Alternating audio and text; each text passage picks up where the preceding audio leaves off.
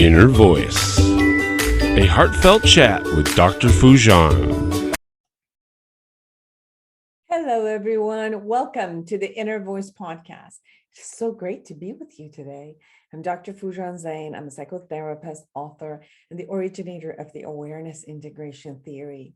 Our conversation is about what matters most in our life: our mind, our thoughts, feelings, actions, relationship, and our fulfillment in this beautiful journey of life. In this episode, I chat with Dr. Shahrzad Nooravi. She is a business psychologist, a master certified coach, and the founder and CEO of Strategy Meets Performance, a business consulting firm that partners with leaders of mid-sized to Fortune 500 organizations to help them create engaging, innovative, and productive cultures.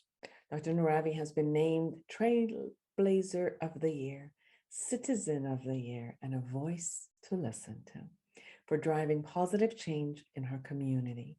Her new leadership book that we're going to be talking today about is A Powerful Culture Starts With You. It was rated at the #1 new release in workplace culture and bestseller in business coaching. We're going to chat and talk about how to look at who you are at work, and how you could create change by working with you and creating the skills of becoming aware of yourself and how to implement those skills into your work. So it's just wonderful. I learned so much from her, and I hope you do too. Subscribe to this podcast, please, my YouTube channel, and connect with me through my website, foojanzeine.com, or any of the social media. Get my book, Life Reset, the awareness integration path to the life you want, and share with me your thoughts and how it helped your life. I love to hear from you.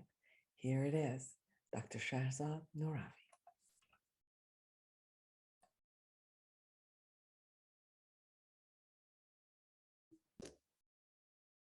Shahrzad Nooravi, it is such a joy to have you. Thank you so much. I'm so pleased to be here. Well, I got your book. I love it. So everyone, A Powerful Culture Starts With You. And I love it that you start first defining what a culture is, because I think when people talk about companies, when you say culture, people usually think about, a cultural heritage or a country's culture, a family's culture. And you define in your book what a company's culture is, which is about the belief systems, the way that, top management, their mission statement, and the way they are in their belief system about their employees, their management system, and their customers, and the product they offer. And if they're in a service oriented or a different product, and how does that kind of flow? And even if everyone who started a company with all the good reasons, through the ups and downs of the company and their growth and all of that, it keeps changing. It's a dynamic that keeps changing. And sometimes it changes to the better and keeps flourishing. And sometimes it goes into a mindset of hysteric or, not a generous one. It goes into a scarce place. And we've watched these cultures change, like Wells Fargo. We watched the culture change from something which was service oriented to very sales oriented. And then even at one point, it was, we don't even care about what we do to the customers until there was a penalty, and then coming back and redoing. So you talk a little bit about how this culture affects all aspects of a company and people who are with it. Yeah, thank you, Dr. Foojan. And you're exactly right. Culture is evolving because the company is evolving. And there are things that are natural evolutions. So when the company is growing from one phase to another, just like humans have the life cycle of infancy, childhood, the awkward teens, and then adulthood when we are in our prime, so do organizations. So a startup is an infant, and the owners will do everything to keep this baby alive. And as it slowly moves toward the childhood phase, and you start having regular customers, and you have employees who are staying around, and then slowly you get to the adolescence phase. And a company can be successful and be around for 5, 10, 20 years and stay in that adolescence phase where they still need to define their values. Who are we? Who are we serving? What other products and services can we offer? Until an organization gets to its prime. And that's where the large organizations are that start spinning off new organizations, little infant organizations. And that is just a natural evolution of growth that happens, where your leadership must evolve with the organization. And in those cases, sometimes an organization that was founded by someone and slowly gets to childhood and adolescence now needs systems and processes. And it's a very natural thing to bring on a president or a chief operating officer who is from a larger firm, who is very good at that. And at the same time, as much as you agree you want those, it's also very common to resist the person that you brought on until you get through that evolution of the organization. And so that's just the natural changes that happen. And then there are changes when there's leaders on the executive team that someone might have been a really strong leader who supported culture, and they move on, and now you have this gap, and that impacts the way people are relating to one another. Or you can have a crisis like we had the pandemic, and so many leaders who I spoke with over the last 2 years, they had a particular mindset.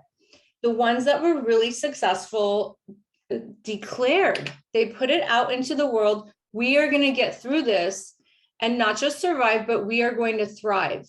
And it's the decision making and the role modeling and the behaving in times of crisis that are culture building, that tell the rest of the organization who we are and what we stand for and how we will care for our customers.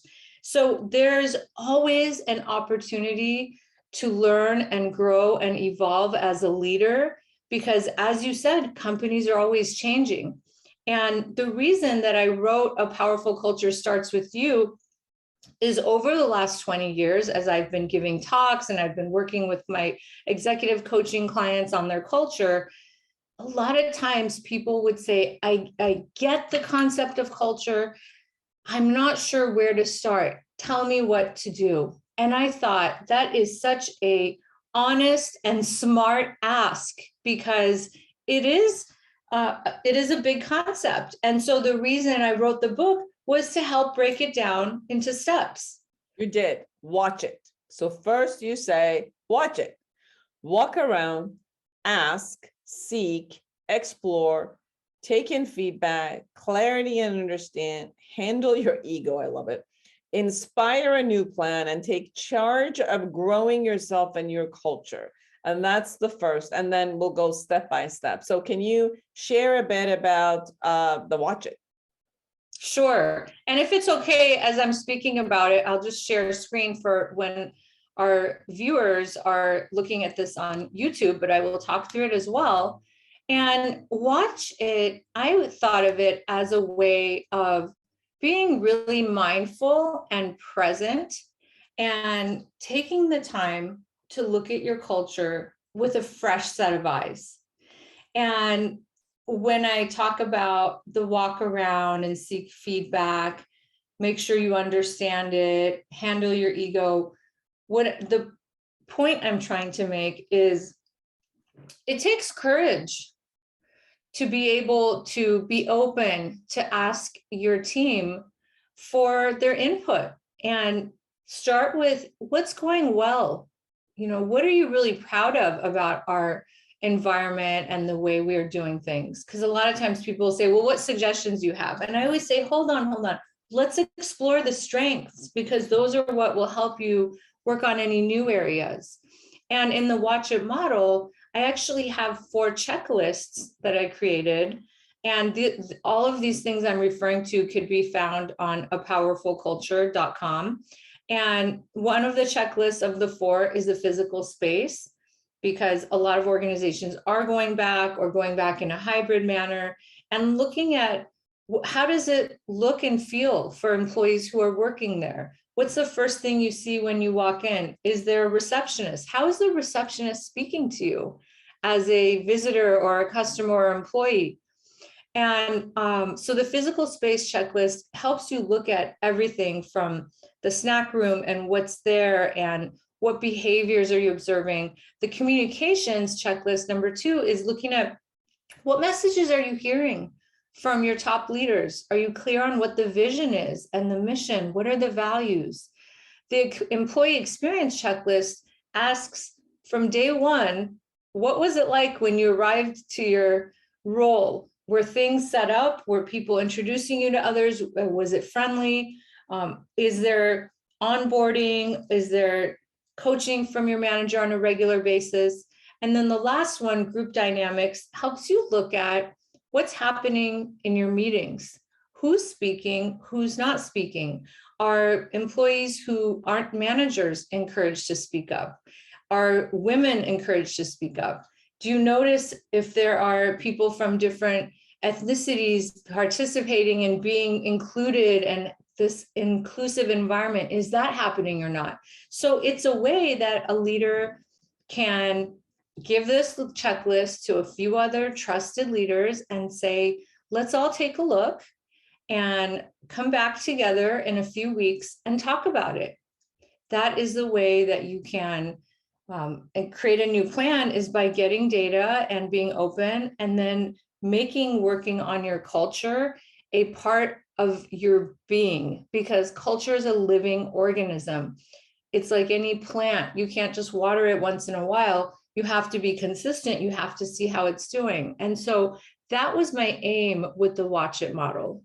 Beautiful. And I think that the Watch It, do you want to take it off for a minute? So yeah, sure. And I watch it, it seems more like you're bringing a person that, instead of consistently just having an assumption and going out of the assumption, to actually watch themselves and see what's going on with them internally. What are the places that they're not looking at? What is let's say their blind spots, and how has the culture changed and they're not aware of it? And maybe they had something in their mind about how it should be, but is it really that, or is it something else? And then you're also giving them the tool to go do some reality check by talking to their employee, by looking at what's going on, by looking at the communication, by looking at the infrastructure that they've all created, and is it working or not? So the Watch It is more the awareness phase that that you've put in. And then you have Drive It, which the Drive It section says understanding where you are stuck and make a plan to then drive it. So coming out of the stuckness, right? Yeah, so what I think is really important to do in an organization is to create a coaching culture where everyone is able to coach one another, not just manager to employee, but how do you create an environment where employees can coach one another? And the way I created this model is that anyone can use it, because most people are not going to go through a coach train, 125 hours of coach training and all of the hours associated after that. However, we are all coaching all the time in our home lives, in our community, and our work lives. And so for each of these steps, I have 5 to 7 questions that a person could ask. So whether you're stuck or someone else is, it's an opportunity to help determine the challenge, because oftentimes we know what's really bothering us. Oh, I'm not having a good relationship with my peer, in another function. But sometimes we don't exactly know. There might be something that's bothering us in the back of our head. And so the questions with this help bring it to the surface.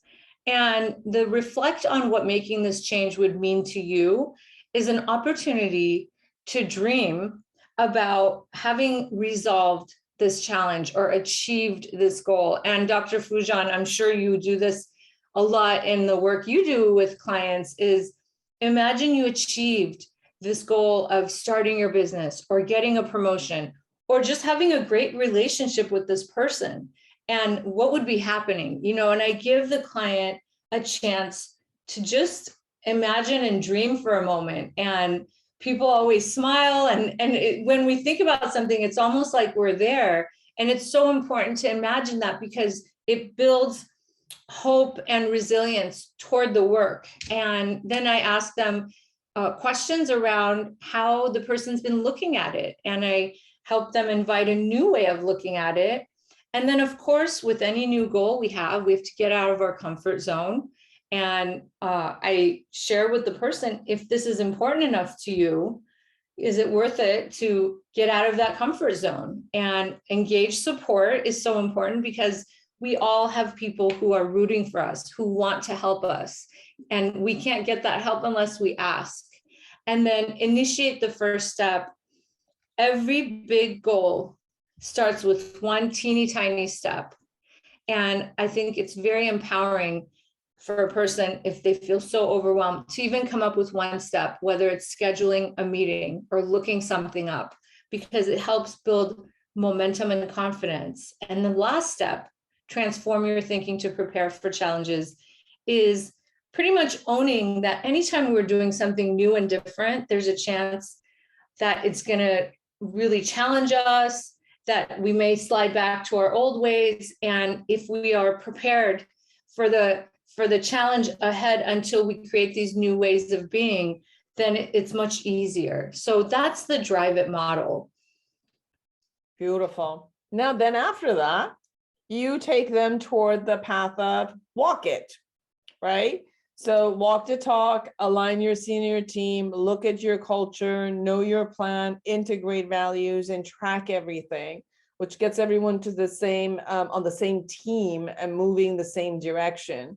So it's more like observe and then initiate and then get everybody together to have a path that they can walk in together and enroll everybody else within the same. So, and every person can do that. One of the beauty of your model is that, some models, Dr. Nooravi, it's about only top management, only the executive. Some are for mid-management. What I sense with your book and your coaching model is that anyone from the president of the company to the receptionist who is at the door can go through the steps and bring them together. So I think that's part of the beauty, that it's not limited to one group in the company. It's actually diverse and open.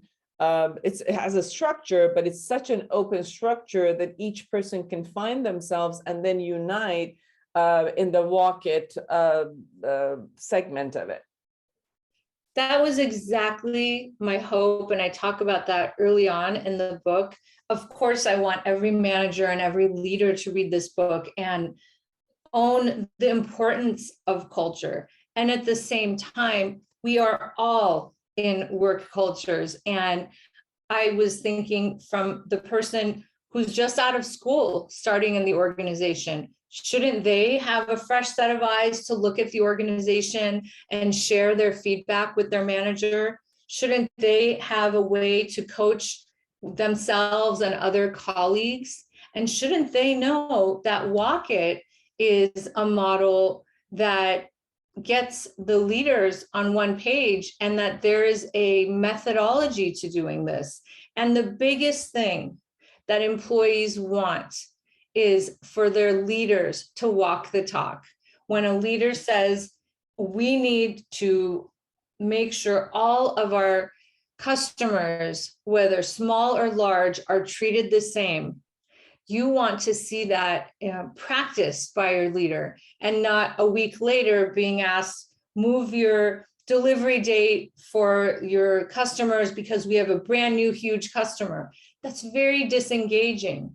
And it makes a person feel like, wow, I thought we were really going to value all of them, all of our customers, because the ones with the small projects could have bigger projects later. So in the book, I talk about the importance of walking the talk and how people are hungering for that, and how to align your senior team and look at the culture, how to create a plan for how you are going to communicate the vision, live by the values, be really clear and transparent and include your values, and then track everything. So I think this walk it model can be used at the very senior level of an organization and for any team of employees working together on projects.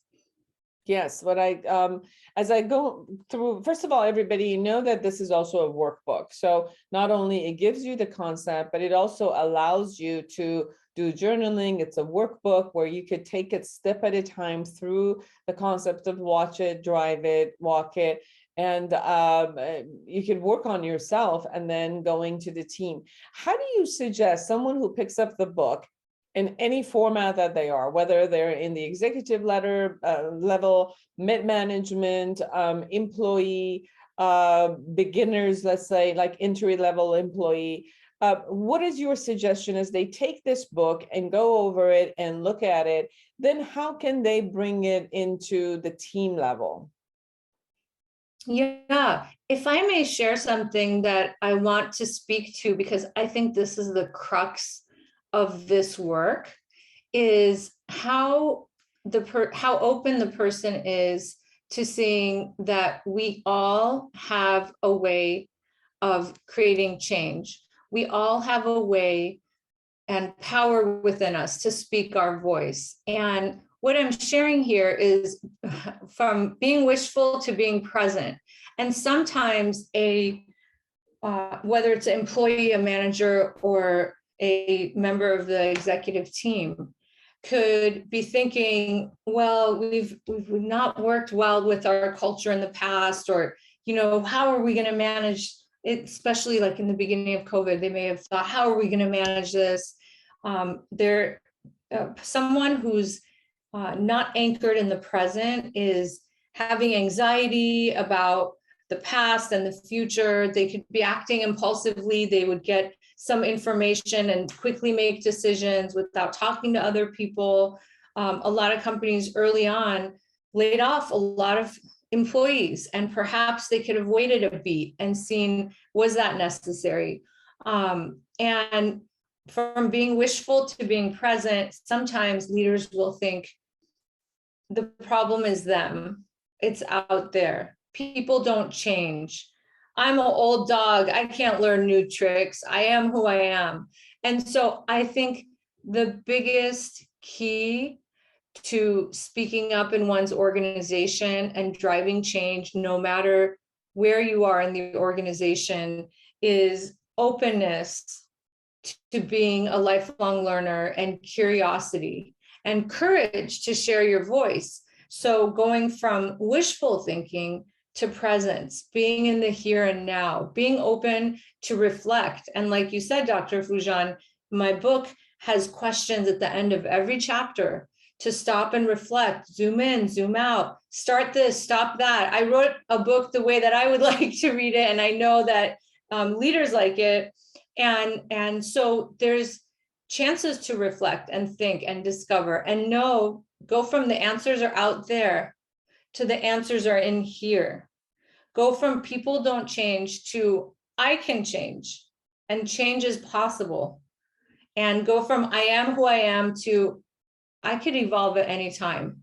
And so my suggestion would be for anyone who is interested in learning about company culture and driving change is to be that change, is to do the work, read the book, understand the different parts of an organization and what evolution looks like, and then share your concerns, share your voice, and be willing to help initiate and drive the change. It's a very important fact. I think that, we spend a lot of time at work, sometimes 8 hours a day, sometimes all the way to 14 hours a day. And it's our biggest family. We come from one family to the next. And sometimes we say, I chose my family, which we don't. We choose parts of our family. The rest of it comes with it. Even if you choose your mates, you don't choose everybody in that family. So they all come with it. But it's the same thing. Like you go into a company and it's a family that you haven't necessarily chosen every single personality that shows up in that family. So it takes really a skill in how to be in a bigger family. And I know that, for example, people who are in family systems with huge families and siblings, sometimes they have an easier way because they've had a lifetime of practice how to do this. But for, like people with small family and maybe just one sibling, or someone like me who was the only child kind of growing up, it's a shock. Like you don't have that skill. You didn't get to fight and have power struggles with your siblings, and then having to sit at the dinner table anyway and work through life, and had that system kind of like built in you. And then suddenly you go into a company and yes, that's what you got to do. You got to work on projects, handle each other's personality, go through the power struggles, go through the needs, and then yet come through and sit together and play win-win and, play fun with each other and enjoy. And I think that's, people don't have those skills. They get kind of like baptized by fire inside, the first or second in company that they go in, and depending on the culture of that company, they kind of make up their mind. Oh, this is the way it should be, and it's a dog world, and I gotta just go in and compete and walk through the steps regardless of who's there. And you might go into another culture and learn that, oh, it's a cooperative stance and you can do it and it's okay. And so I think that your book really helps for a person to see what skills they don't have, what skills they do have. And, if they feel like powerless against it or helpless against it, and to know that there are things that they could do, and which steps to take first, and where to go and how to create this. And sometimes we go from one company to another thinking that it was just that company. And then sometimes you're like, well, no, I'm kind of, hitting the same issue as I leave company to company. And maybe I just need to learn the skills of how to be with, a huge family, between 8 to 14 hours a day. I love the comparison to family systems. And you're right, it's going from what the group that you grew up with in your home life, and the nature and nurture you had, and the type of communications that you learned was acceptable and not acceptable in that system. And then you're going into a new family system, and you may find that one culture is very direct, and the way that they are giving each other feedback may feel a little bit shocking to you, because I've had clients say they didn't really see their parents arguing or fighting. They didn't have conflict growing up that they saw. And so there's a bit of this that's about how can we be agile in different cultures and environments we find ourselves in, and to come from a place of openness that other people grew up in other ways. And the leaders who formed this organization and have continued to reinforce the behaviors have that particular kind of style. And so part of it is about agility and openness to learning different styles and seeing how there are things about your style that are superpowers and they work. And then there may be things that you need to add or do differently. And then there's deciding if a organization's culture matches your values, and if they are role modeling what you think is great leadership, if they are treating people right. And so that's a whole other issue. If you observe things and you speak up about it, and if it doesn't change, that's a choice point. Something else that you said, Doctor, is sometimes you may think, oh, this organization, I don't like it. I don't like what they're doing. I'm going to go somewhere else.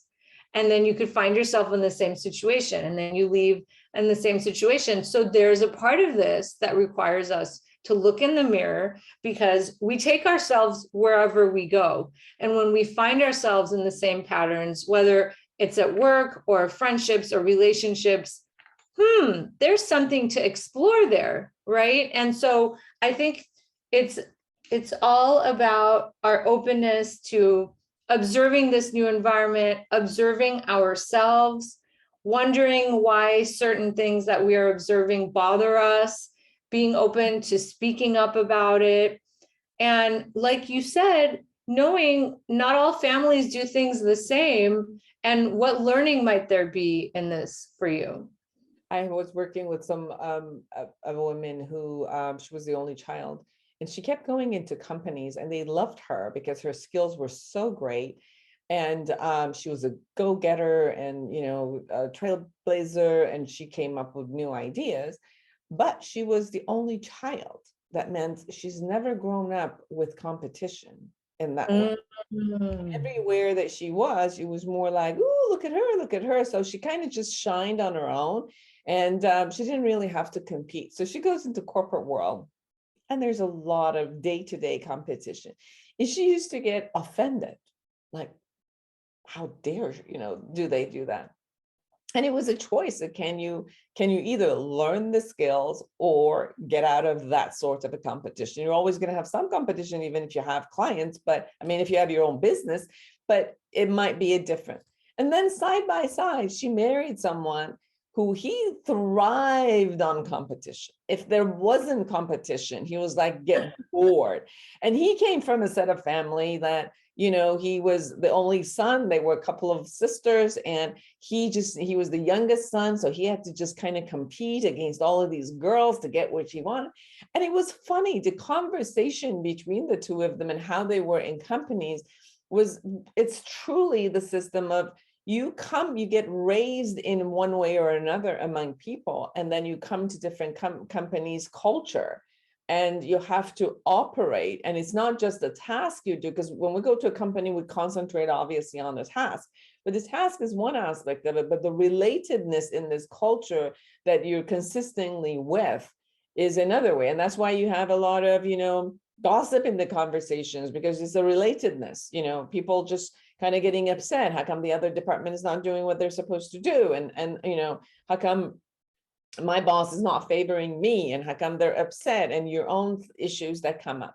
So I loved it that you opened the book with really becoming aware of not only your culture and how you're coming in, your internal culture, let's say, and then the external culture of the company that you're with. And if you're assuming that it should be the same, and then you're reacting to it as if it is, you're going to be for a big surprise, because every company has a culture. And as we were talking, you shared that even if you come in a company in its inception and you're not growing, like you're holding on to that beginning phases, and the company moving on, then still you're going to be really having a hell of a lot of surprises.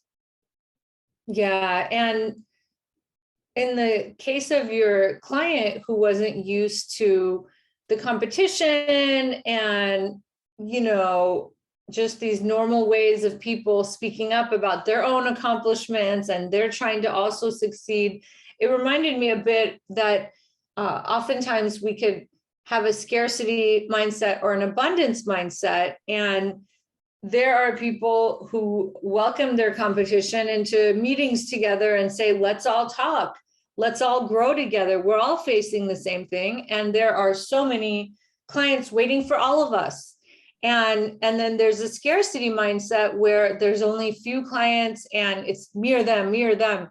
And so I think part of this work is also about seeing the world in a broader way, and working on the messages we get from our ego that tell us otherwise, that tell us we're not good enough, or there's only so many clients, or it's them, it's not me, I did nothing wrong. So I'm sure you do much more of the work around ego than an organizational psychologist does, but it is a part of what gets people stuck. There's this assumption that a person like that can have, that that behavior looks competitive and it's unacceptable. And really the question is it really?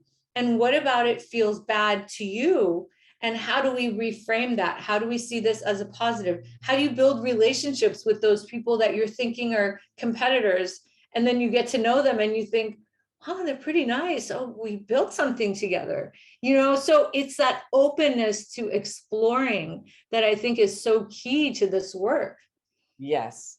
Dr. Shahrzad Nooravi, everyone, her book is wonderful. Get it. A Powerful Culture Starts With You. If you work, you need this book. If you're at an age that you work, or you're getting to an age you're going to work, guess what? This works for you. Dr. Nooravi, in 1 minute or so, is there anything we haven't touched upon that you really want everybody to know?